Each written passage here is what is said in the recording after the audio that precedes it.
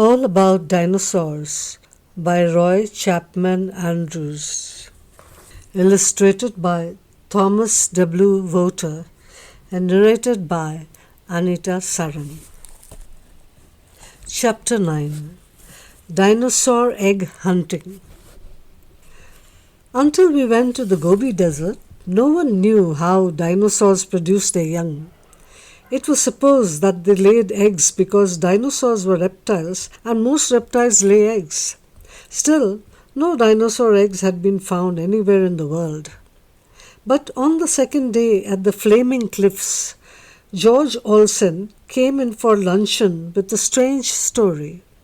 He said he had discovered some fossil eggs. All of us joked him about it at first. We thought they would prove to be stones shaped like eggs. "Laugh if you want to," he said, "but they are eggs all right. Come with me." We had to walk only a short distance from camp. Olsen pointed into a small rock ledge. There lay 3 eggs, 8 inches long. Dr. Granger picked one up and all of us gathered around him. The egg was heavy, for the inside was solid red sandstone. The shell was broken, but it looked just like regular eggshell, only thicker. It was brown and completely petrified. Dr. Granger finally said, "Gentlemen, there is no doubt about it. You are looking at the first dinosaur egg ever found. Maybe you think we weren't excited." But then we thought, could these be anything except dinosaur eggs? They were about 8 inches long and bluntly pointed at both ends. Birds' eggs have one end pointed and the other round, so they won't roll out of the nest. Most reptile eggs are shaped like the ones George Olsen found because they are laid in holes scooped out of the sand. There was another important fact. Only dinosaur bones were in this deposit. And anyway, the Cretaceous birds 70 million years ago were much too small to have laid an 8-inch egg. Yes, it seemed quite certain these must be dinosaur eggs. The 3 lying on the ground had broken out of a shelf of sandstone. It was slowly crumbling through the action of weathering. We could see pieces of broken shell and the ends of several other eggs in the rock. Dr. Granger said it would be best to take up the whole block of sandstone just as it was. At the museum, the other eggs could be worked out carefully. Then we had another surprise. As he started to brush away the loose sediment on top of the eggs, he exposed the skeleton of a small dinosaur. It was only 2 or 3 feet long and had no teeth. Later, Professor Osborne found it to be a new kind of dinosaur. He named it Oviraptor, which means the egg stealer. He believed it had lived by sucking the eggs of other dinosaurs. Probably it was in the act of digging up the eggs when a sudden windstorm buried it right on top of the nest it had meant to rob. Months later, I was in the museum when the block of sandstone arrived. It was like opening a Christmas package. Bit by bit, the rock was chipped away. In the center of the stone lay 13 beautiful eggs in a circle of 2 layers. Their ends pointed inward. We could see pieces of white bone through breaks in the shell of 2 eggs. When they were opened, the skeletons of unhatched baby dinosaurs were exposed. So there could be no longer any doubt about these being dinosaur eggs. A few days after the first discovery, 5 eggs were found in a cluster. Also another group of 9. When we left the Flaming Cliffs, we had 25 eggs.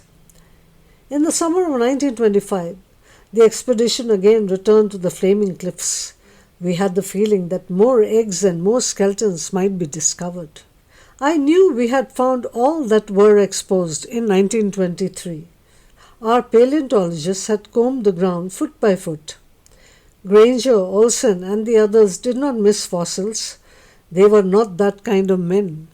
But 2 winters of wind and frost and icy gales had blasted the cliffs. One summer of fiercely hot days and cold nights had split the rocks. In some places, a year or two makes little difference. In others, it may produce great changes in the surface of the ground. We hoped that the Flaming Cliffs was such a place. It was. There were more dinosaur eggs, eggs of different kinds from any we had found the first year. The weathering had worked a miracle in that soft red sandstone. It had swept the sand from the surface of hundreds of feet of rock and cliff. In some spots, only half an inch of sand had been removed. Still, that was enough to expose a tiny bit of shell or the tip of a white bone. Bigger and better eggs was our slogan. Almost every man in camp hunted eggs from morning till night. I found several, as did all the others. But George Olsen became the champion dinosaur egg hunter of the world. He had amazing success. One day he saw a tiny piece of shell in the loose sand. A few yards away was another bit, then no more. Crawling on his hands and knees, he looked over every inch of ground. No sign of eggs. Impatiently, he struck his little pickaxe into a crack in the rock. As he pulled it out, he overturned a chunk weighing 50 pounds. On the underside were 4 dinosaur eggs, 3 of them unbroken. These are small and have smooth surfaces. They are now in the Chicago Museum of Natural History. Olsen made another discovery of an even dozen eggs, larger and finer than any of the others. They had broken from a low shelf of rock and were lying buried in soft sand. All he had to do was to brush them out. These eggs are almost perfectly elliptical and about 9 inches long. The shells are 1/8 of an inch thick and very solid. But another group found by Dr. Lokes had shells of almost paper thinness. They are only 4 inches long and very slender with pointed ends. There is a smooth shell type a little larger. Also, 2 still bigger varieties with pebbled shells. Without doubt, these represent different kinds of dinosaurs. Probably the smaller ones were laid by the little flesh-eating dinosaurs whose bones we found. The larger eggs were certainly the product of Protoceratops andrewsi. One nest was discovered by Norman Lovell in a most peculiar way. He saw an eagle's nest near the top of a cliff 200 feet above the basin floor. It might contain young birds, and he wanted them for pets. Crawling on his stomach along the very rim of the cliff, he scratched his hand on something sharp. It was the knife-like edge of a broken dinosaur eggshell. 14 eggs were partly exposed, lying in a circle. Again, this was pure luck, for Lovell was only thinking of the eagle's nest. It was a very difficult and dangerous job to remove the dinosaur eggs. A high wind blew the whole time, and Walter Granger had to work while lying at full length. I was afraid he might fall over the edge of the cliff and be killed. Many bits of eggshell were scattered over the ground in the basin. Dr. Cheney picked up 750 pieces in one afternoon. It was quite plain that dinosaurs had come here in great numbers to lay their eggs. In this region, our geologists found chunks of fossil wood like those of a desert tree. They decided that 70 million years ago this valley was as dry as it is today. Probably the very fine loose sand was just right for hatching dinosaur eggs. How were the eggs preserved? This is the way it must have been. The hen dinosaur scooped out a shallow hole and laid her eggs. Then she spread a thin covering of sand over them. This ended the job so far as she was concerned. She didn't sit on her eggs like a chicken to keep them warm. The sun did that. But of course, the sand had to be loose and porous so air and heat could get to the eggs. The little dinosaurs must breathe through the air holes in the shell like a bird. Probably during a windstorm, many feet of sand were heaped over some of the nests. That cut off warmth and air. The eggs never hatched. As time went on, more and more sand piled up. Finally, it became so heavy that the shells cracked and the liquid contents ran out. At the same time, sand sifted into the shells and made a core. That kept the eggs in their original shape. After many thousands of years, the sand over the eggs was pressed together into rock. The Gobi Desert is the only place in the world where dinosaur eggs have been discovered. In Rognac, France, a small piece of shell may possibly be from a dinosaur egg, but it is only a fragment. Conditions had to be exactly right to preserve such delicate things as eggs.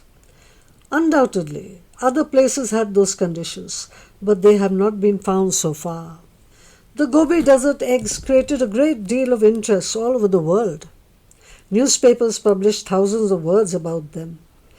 But everybody was disappointed because they are so small. People usually think of dinosaurs only as the great sauropods, like Brontosaurus. They do not understand that there were big dinosaurs and small ones, just as there are big reptiles and little ones today. Protoceratops was a small dinosaur only 8 or 9 feet long. Well, if an 8-foot dinosaur lays an 8-inch egg, that is not such a bad effort. An inch of egg to a foot of dinosaur. Some day an egg of Brontosaurus or one of the great dinosaurs may be discovered. That would satisfy everybody, for it would probably be as large as a football.